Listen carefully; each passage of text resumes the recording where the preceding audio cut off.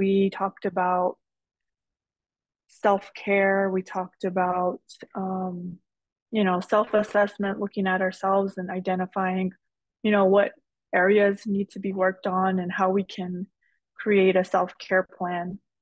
Um, so today we're going to talk more about stress management.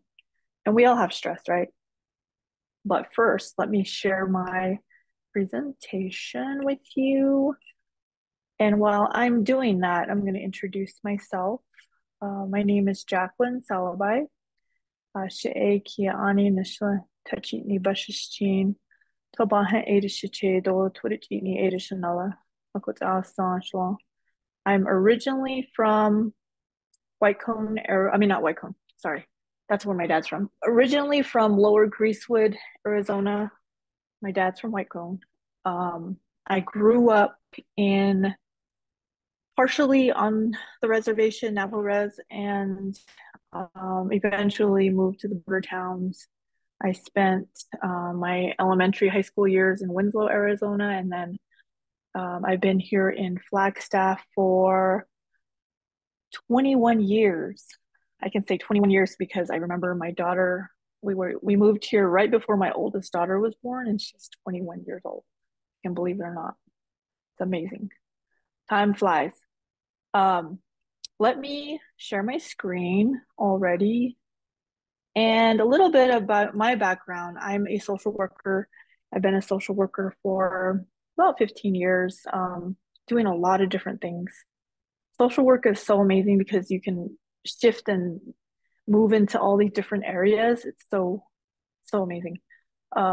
Working with grants, my main focus was children, youth, and families, advocating, just doing as much as I could, volunteering, you name it, programming, a lot of different things, but I won't go into too much detail. I went to school at Northern Arizona University and got my BSW there. And then I went to get my master's at ASU. So, all you Sun Devils out there and Lumberjacks, my alma mater. So, let's see. I always have a hard time doing these things. Okay. So, stress management. Now that I've introduced myself, I'll ask you to introduce yourself here in a minute. I know you can either come off mute or you can either put it in the chat. That's fine with me. I know public speaking can cause some, anxiety and stress when you're doing your presentations. I don't know how many of you can identify, but that's one of the stresses that I grew up with. It was really quiet. It was this, shy Navajo girl that didn't want to speak up and sit in the back of the class and not say anything, right?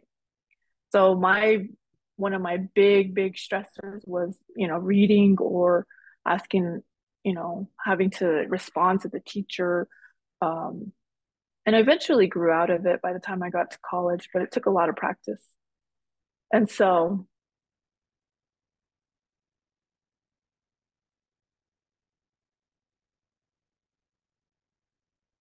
There's no sound. Okay, hold on. That always happens. Let me do this real quick. And option, oops, sorry. Share computer sound. Okay. Tell me if you can hear it. Of school, very exciting. I was up late. Yeah. First day of school, okay. Very exciting. I was up late last night figuring out a new plan. Here it is, fear. I need a list of all the possible negative outcomes on the first day at a new school. Way ahead of you there. Does anyone know how to spell meteor? Disgust. Make sure Riley stands out today, but also blends in. When I'm through, Riley will look so good, the other kids will look at their own outfits and barf. Joy. Yes, Joy. You'll be in charge of the console, keeping Riley happy all day long. And may I add, I love your dress. It's adorable. Oh, this whole thing? Thank you so much. I love the way it twirls. Train of thought, right on schedule. Anger. Unload about the daydreams? I ordered extra in case things get slow in class. Might come in handy if this new school is full of boring, useless classes, which it probably will be. Oh, Sadness. I have a super important job just for you. Really? Mm-hmm. Follow me. What are you doing? And there. Perfect. This is the circle of sadness. Your job is to make sure that all the sadness stays inside of it. My name is Lulu LaFortune. So that's just an example of kind of where our thoughts go when we're experiencing something that's stressful, right? All right, I'm just like going into all these different things. Stop share.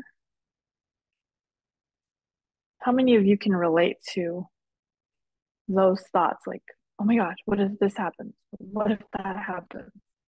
Oh no, what am I going to do? Instead of thinking all about all the good possibilities that could happen, right? Okay, I'm going to do good. I'm going to do this and this and this. I'm going to take A, B, and C, right? Our brains automatically just go to like, oh my God, what's going to happen? Yeah. So let me go back to the presentation and we will talk more about stress. So stress can also cause some changes in the brain. I know some of you are aware of some of that and how those changes can occur. But a lot of the times we don't really realize that stress causes changes in the brain and our behavior and our emotions. We might feel it in our emotions, right? We're like freaking out or, you know, fear overcomes us or anxiety. And that's one of the reasons why sometimes coffee doesn't mix well. And also can cause change in the cells. Specifically, the three areas that are the main focus are the amygdala, the hippocampus, and the nucleus accumbens. And so if you take a look more into what I'm talking about, there's a book, it's called Breaking Through Depression. It's a really good book if you're interested in like how the brain works in response to like depression and stress and, you know, how the brain functions. This is a really good book. So it's called Breaking Through Depression, Guide to the Next Generation of Promising Research and Revolutionary New Treatments. I'll link the book in the resource page, which is going to be at the very last page, and you can take a picture of that. But this basically is covering, you know, the prefrontal cortex, which is the front of the brain that responds to stress, right? And this area right here is responsible for pleasure, fear, rage, and it's also responsible for that fight or flight mode. You know, when we're experiencing a situation where, you know, it's either you're going to fight somebody, you know, you're ready to go at them, or you freeze, or you run because your brain is telling you that you're in trouble. And so that's the part that's responsible.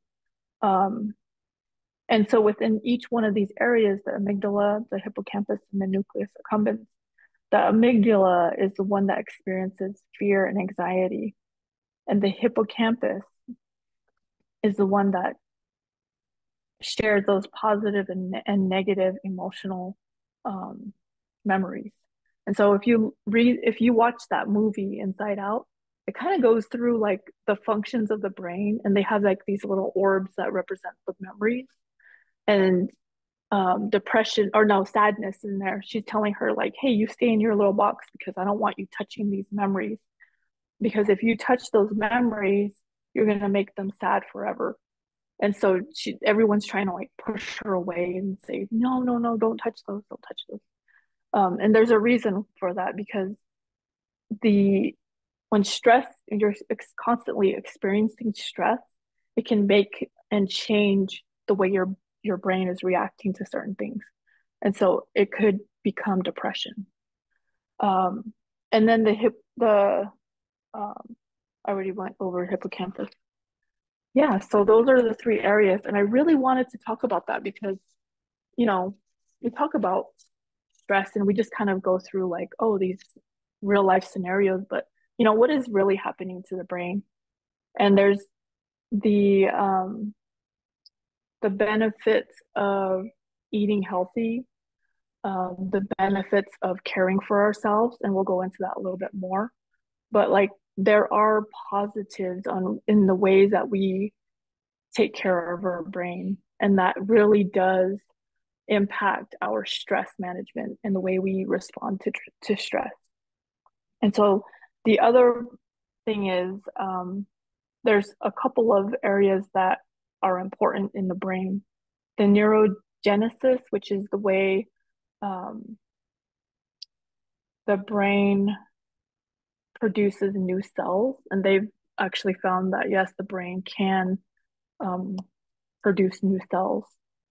And then there's neuroplasticity, which is basically increasing the connection with another. And as we face complex change in the system, right? These are basically rewiring, um, and they're increasing the connections within your brain. And so both of these are essential to maintaining healthy non-stress state, and they respond effectively.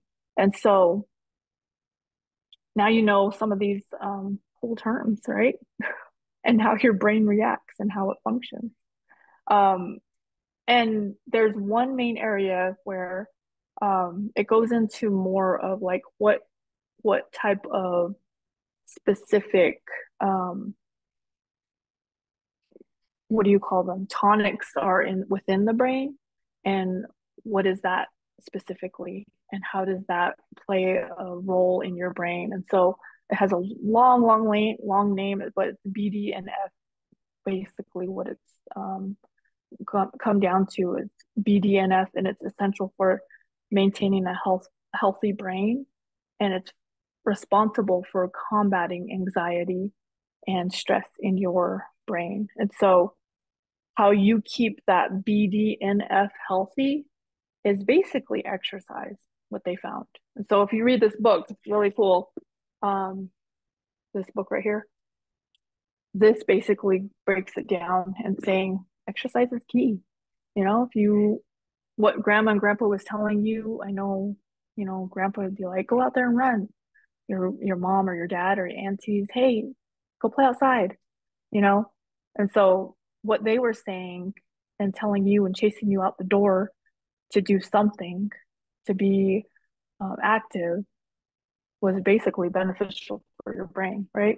And so we know that exercise is beneficial, but we didn't know that it impacted the brain. And sometimes we need a refresher, right?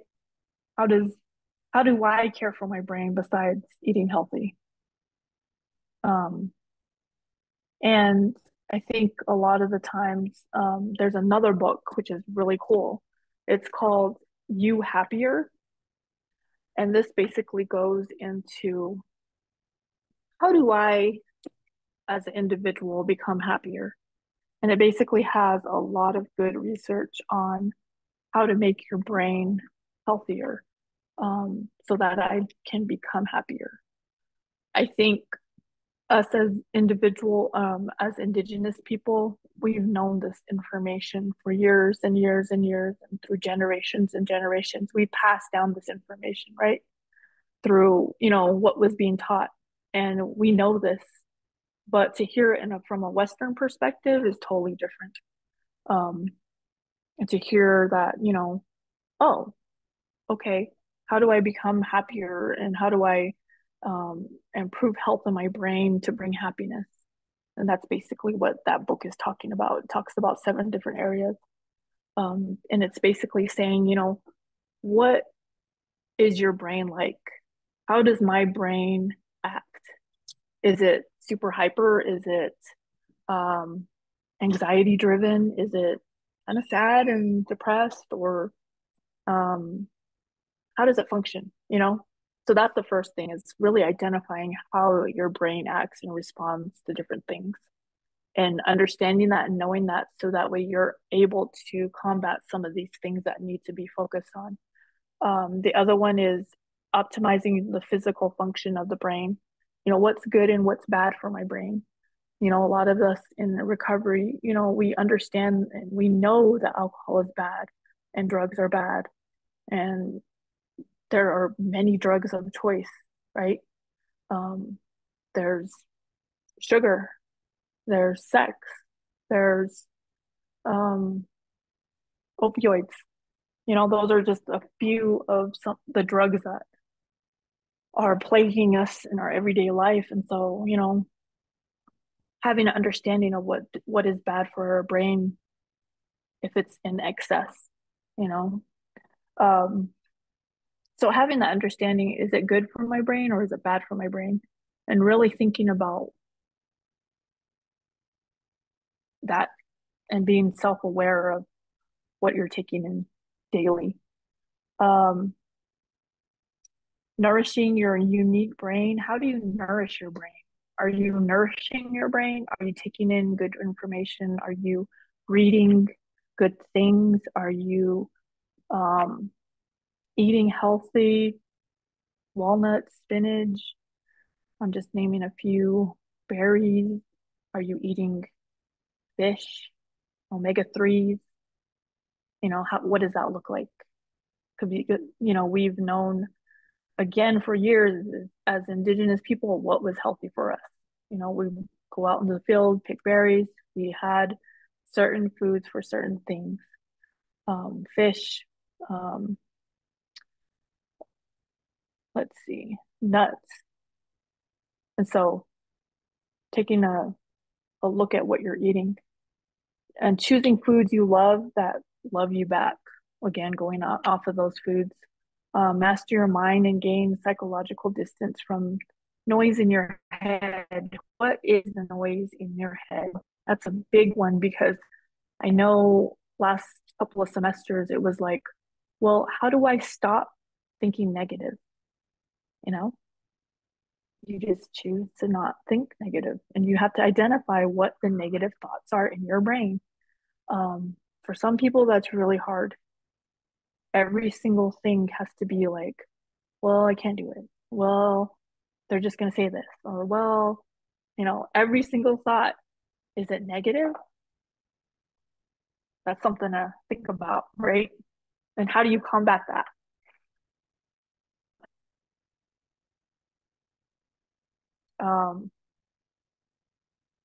Another thing is, what do you call it?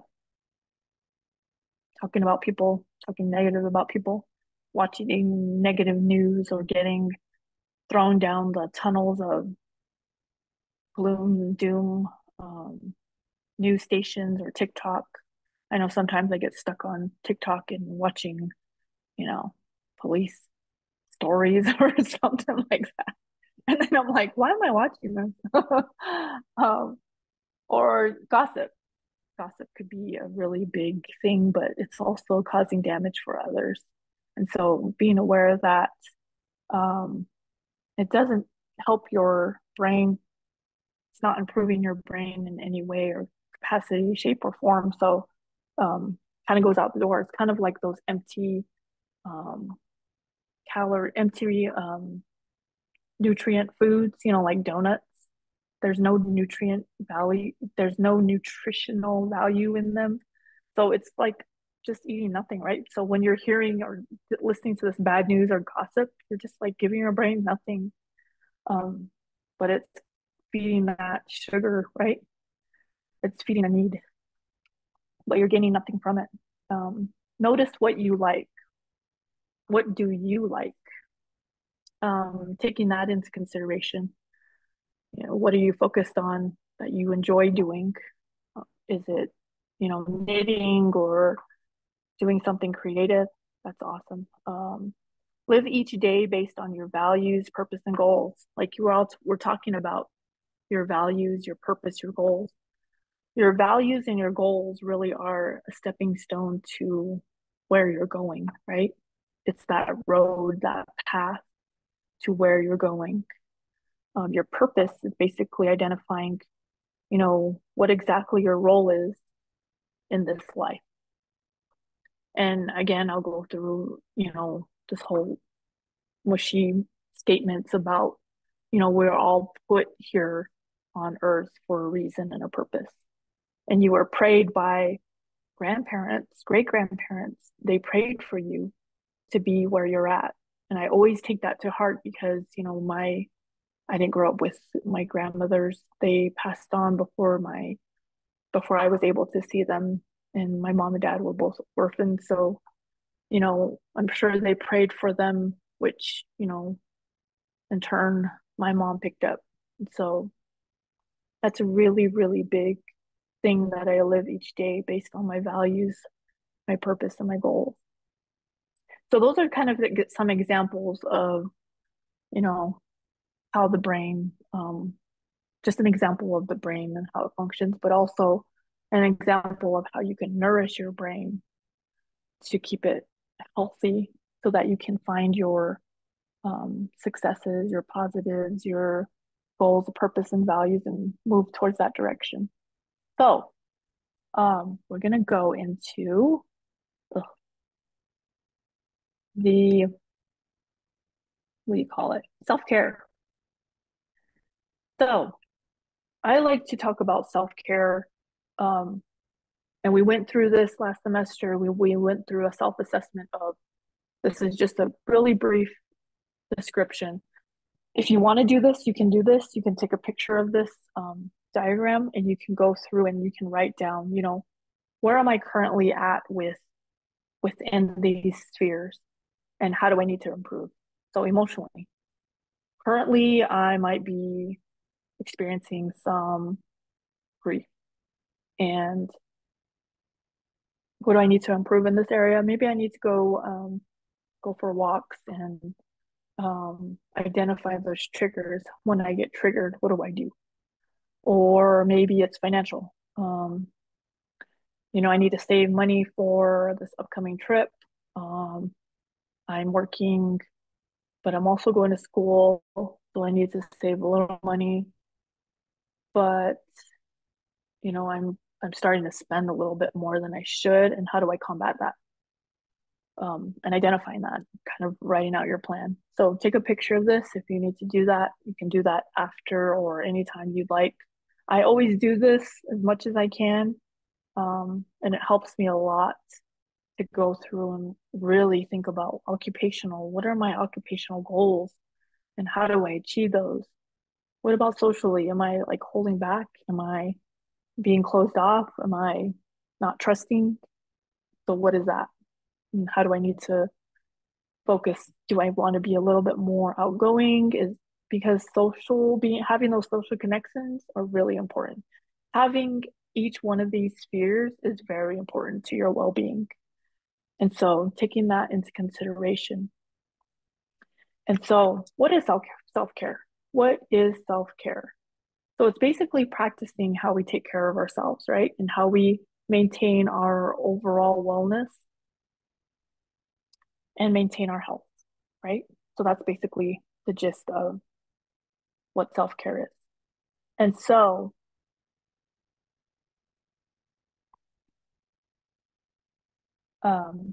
I want to go into what are some ways that you practice self-care to manage your stress.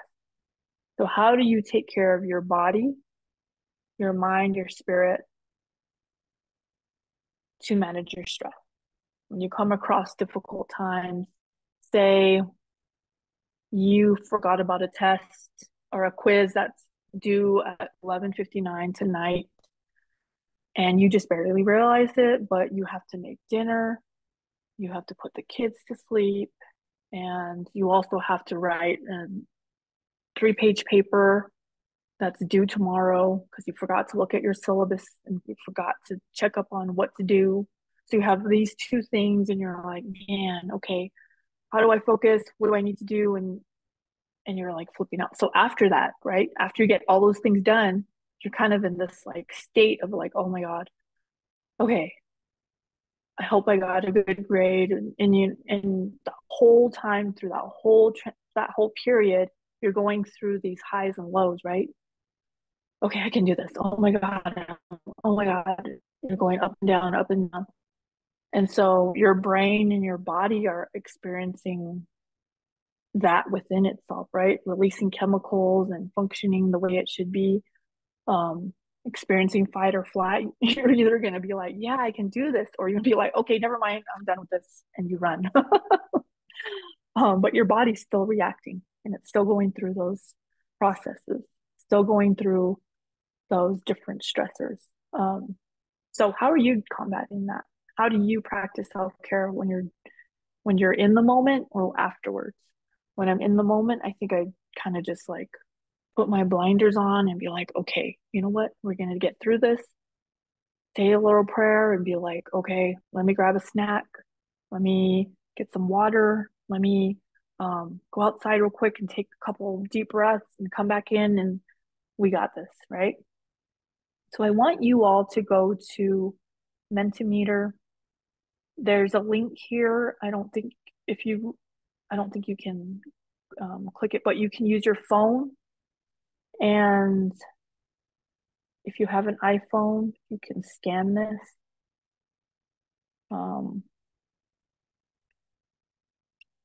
Let me check the chat. Hold on.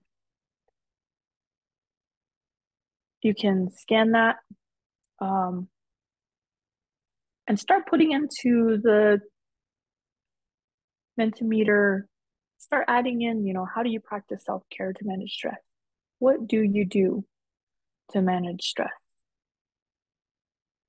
If you could please go to Mentimeter, either type in that link or let me put that link in the chat. That's really helpful, right? Let me copy and let me paste.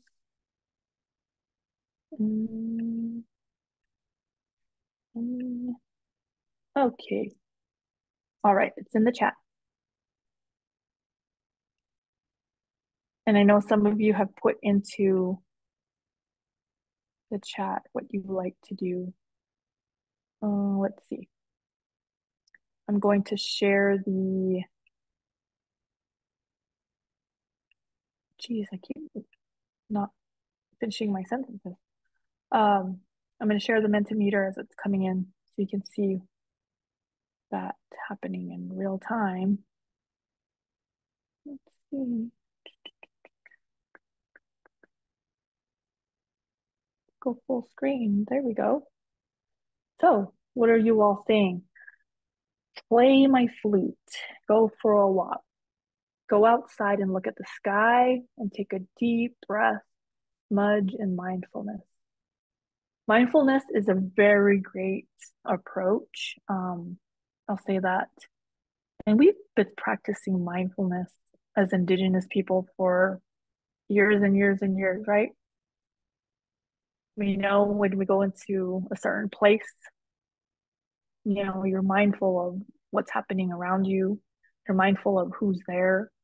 You're taking in the situation. You're either, praying or, building relationship with everything around you. That's one thing that I think mindfulness is a huge component of who I am as an Indigenous person. That's just my takeaway. If I can, I go outside and take a few breaths, make sure I'm hydrated. Water is very important. And if you're dehydrated, how does your brain function? It's kind of forgetful, huh? You forget a lot of different things and you get a headache. You start to feel aches and pains, your joints start to act up. I ain't young, so my joints will probably start acting up. And then you start to see it in your skin, huh? Like you start to feel a little dehydrated in your mouth and whatnot. So be aware of that. Stay hydrated. I try to drink as much water as I can.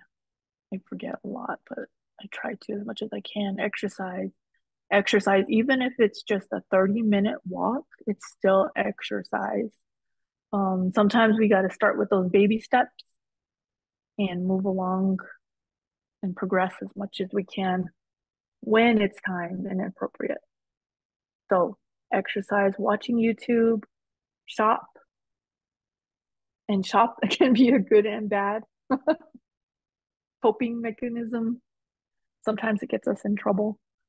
I eat good and sleep good. That way I feel more in control.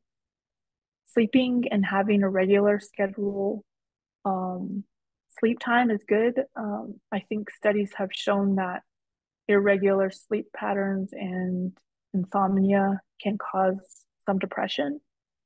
And so it's really important that you maintain a sleep schedule or um, figure out how you can get your sleep schedule back.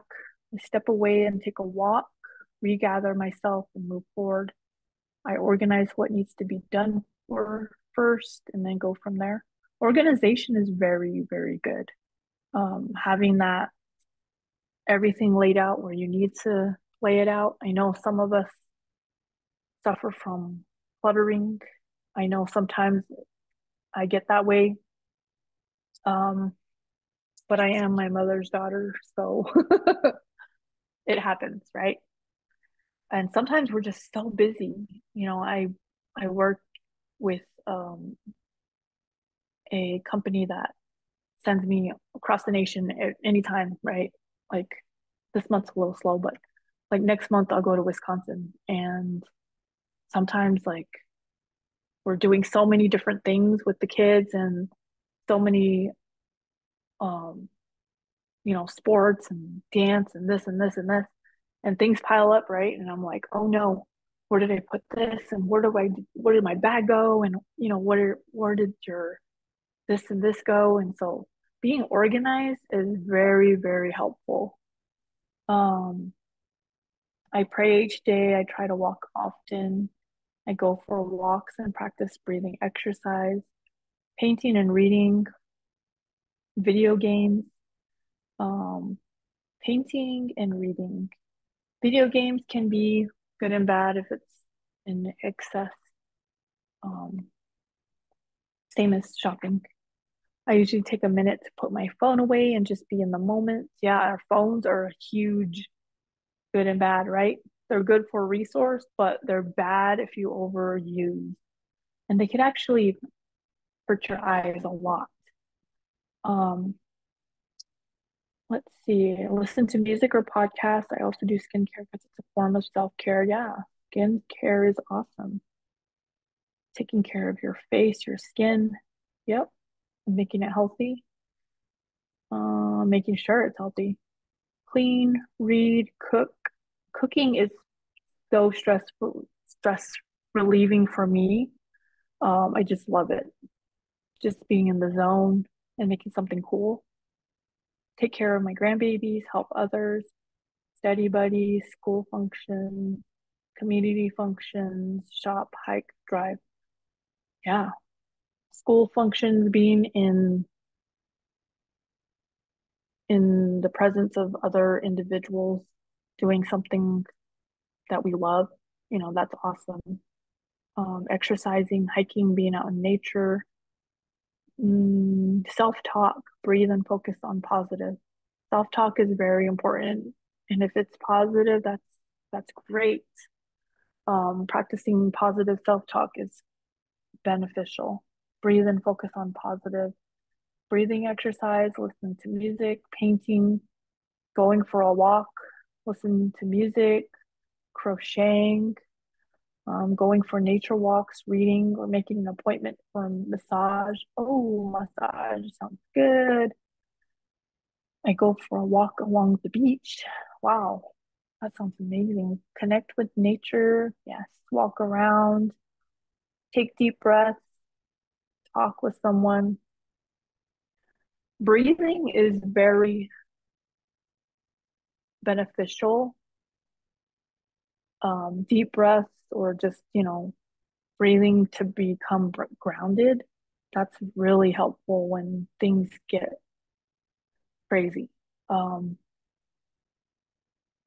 can't say enough about taking deep breaths. Even if you get really angry, like just trying to breathe, it's hard. But once you take that deep breath, you kind of like let go of all of that negative things that you have in your brain about being angry. or that rage or whatever you're experiencing. Try taking a deep breath when you're mad. It's really, but once you do it, it's really helpful. Talking to someone, anyone, calling up auntie, grandma, sister, friends, cousins, and just having that good laugh session, that is so helpful. Going for a walk, okay. Try to focus on positive things that are happening in my life, even in my worst situation. Taking deep breaths and focusing on my breathing helps me relax. Go for a walk and listen to music. Yeah, and exactly what I'm trying to do here is strength-based approach. Looking at the strengths of each situation, identifying, what is the positive that's coming out of this? How am I going to gain from this? That's I think the key to overcoming a lot of different things and saying that it's going to be okay, right? I'm going to get over this. Let's see. Bring my children to the beach and we all go for a walk. Ooh, the beach sand. That sounds so great. Pray, weightlift, cook, concerts, sport events, gun range, movies, talk on the phone with parents and siblings, talk with my nephews, and clean my car. Yes, cleaning is a big stress reliever as well. I don't know, something about it's just amazing. Manage with meditation and breath, breathing technique. Pray, go to the mall, shop online, and pray again. Praying that you don't spend too much, right? Just kidding. Sorry, my kids have my phone. I'm trying to multitask. That's okay. Nippies running. Yeah, running, ceremony, singing our traditional song, sweat lodge.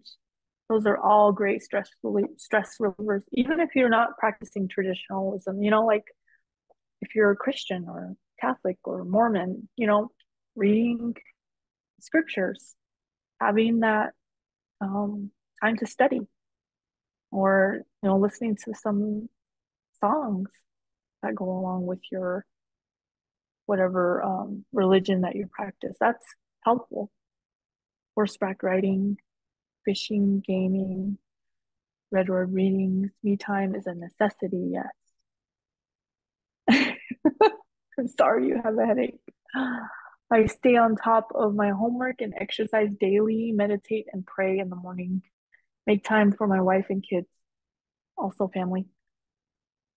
Setting out those timelines for the day and really organizing your day, I think is highly beneficial.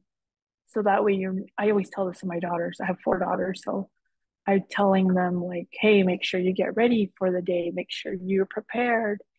Do you have your snacks? Do you have your water? Do you have your homework done? Do you have, your extra clothes for your game? And, just all these different reminders. It might seem like I'm nagging them, but I'm really trying to teach them how to be organized. And I'll talk with them about, organizing and where you put your stuff. So it's really beneficial, especially for students when it comes to that, because you have to be prepared, right? You have to be one step ahead. Dancing it off, yeah. Whether it's just having your own dance session, turning on the music, or, traditionally, powwow or song and dance, or whatever you like to do in terms of dance. Play with the chihuahuas I'm fostering. Pets are so amazing. Just petting a dog or a cat, one of your pets, whatever pet you have, sheep or goat, can be very stress relieving, very much stress relieving. Sneaking in naps are helpful. Yes, naps help so much, especially if you have a headache or not feeling 100%. That'll be very helpful. Go for walks, trying to be organized, getting me time, even though in school, working full-time, part-time job. Yeah, I'm reading your comment, Anthony, that getting your me time is very beneficial, especially if you're wearing yourself out too thin. I was reading somebody's post about it was on Facebook today about, I don't know why I'm feeling so tired. Oh, okay, yeah. I don't know why I'm feeling so tired and I'm not doing self-care as much as I used to. And this person like runs 15 miles a day or something. I'm like, maybe because you're running a lot and not getting in the care that you need, or you're really caring for your body. Um, what does that look like? What does your me time look like? That's what I was wondering. I like to hang out with my little family, catch up, and get in cuddles. It should be on your student portal page. Oh, sorry. Um, yeah, that's, I think, everyone's input. So we're already at 5 minutes till. I want to thank you all for um, your sharing what you like to do to practice self-care and manage stress. I'm going to go back over to the presentation so that way we can wrap up on time. So, awesome tips. Make sure you jot down some of those because those are really good. We were supposed to do a little open discussion about, where you learned your stress management tips.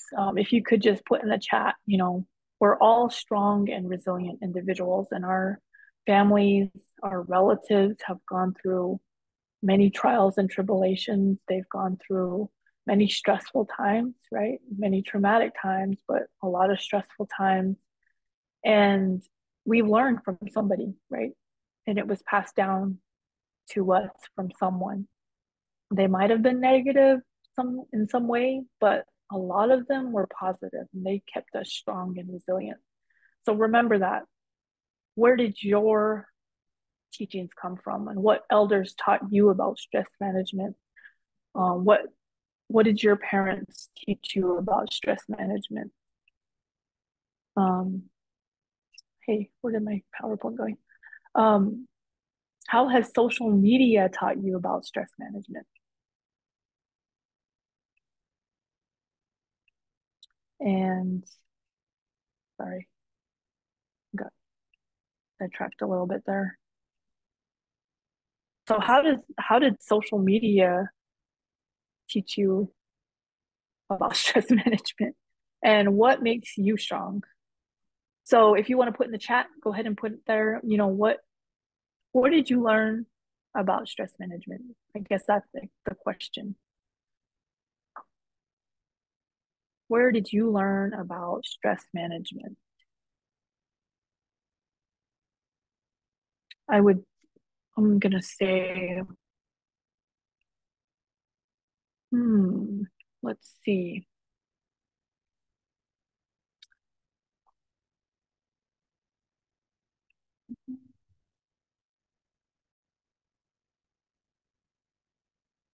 I didn't start taking care of myself until I stopped my drug and alcohol use and entered into treatment.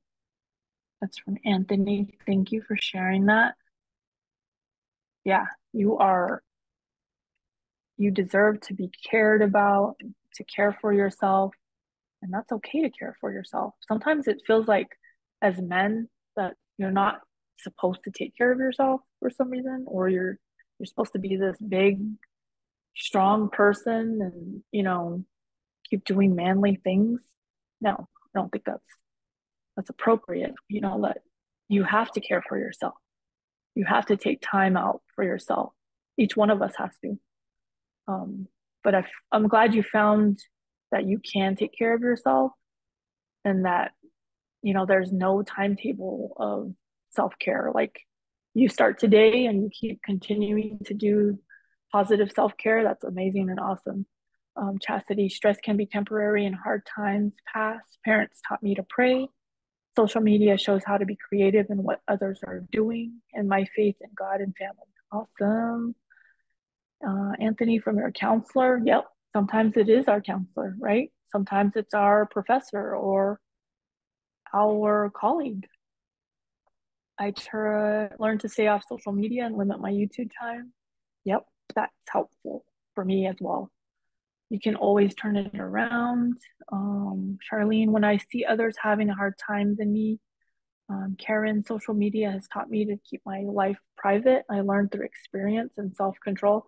Self-control is a major part of this, right? Major part of what we're talking about today. Because we can easily go overboard, but that's not what we're going to do today, right? Nope, we're not going overboard. Emily, I've learned about it in treatment. Great place to find and heal yourself. Sierra, I learned stress management during meetings with counselors and a therapist. Awesome. Neil Roy, I learned in rehab many years ago, but never practiced it until recently in my life. Now I give pointers about it. Awesome. Raymond, I learned from social media that it's good to put my phone down and I have time limits on TikTok and Instagram. Yep, I do the same thing for Facebook. Alexis, I learned about stress management from grandma. She taught me how to manage my time and pray if I'm having a hard time.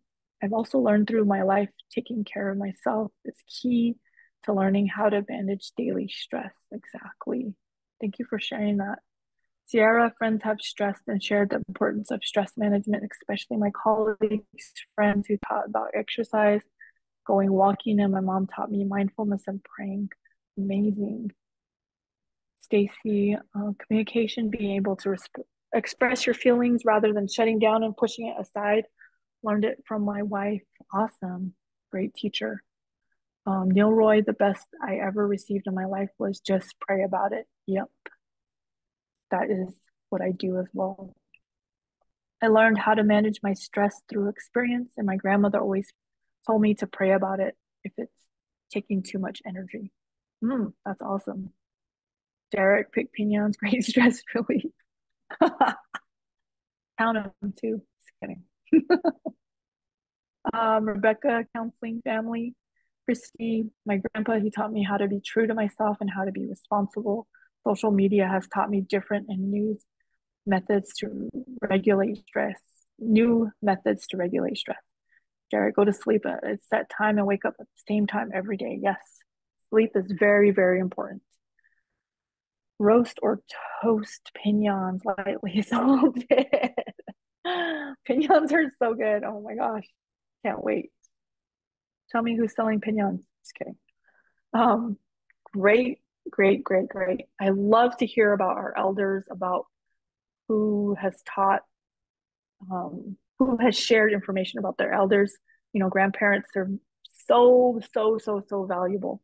I can't stress that enough because I don't, like I said, I don't have my grandparents.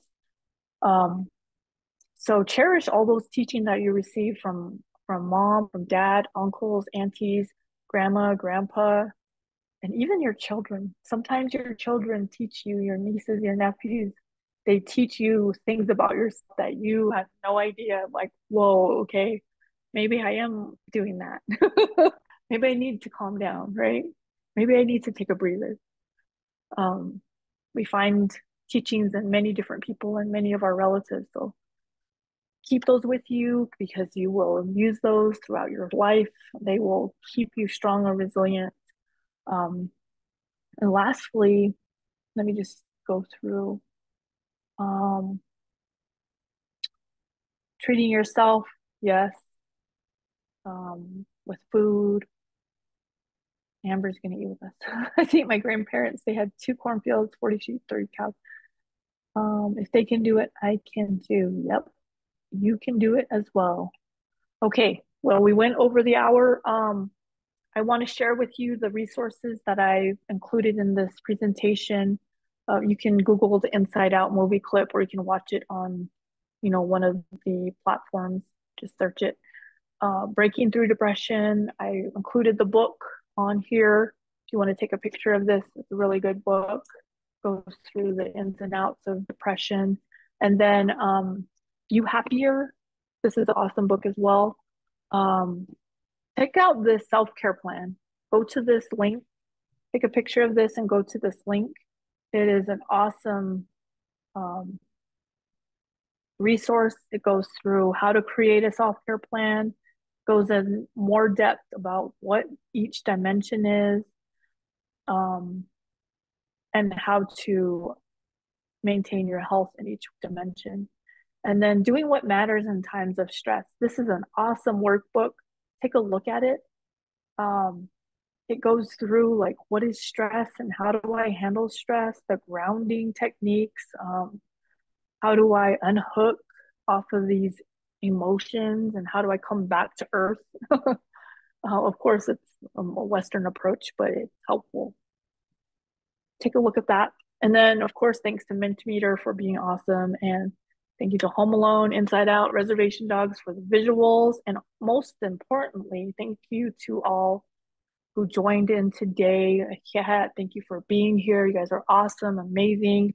I love to hear where you all are from and what you're doing in your road, in your career. It's amazing. And I just encourage you to keep striving, keep pushing, keep doing what you're doing. I'm going to leave it to Julio. I don't know if you want to come off camera and talk about the survey, but thank you all for being here and I appreciate you sharing your time with us. Thank you.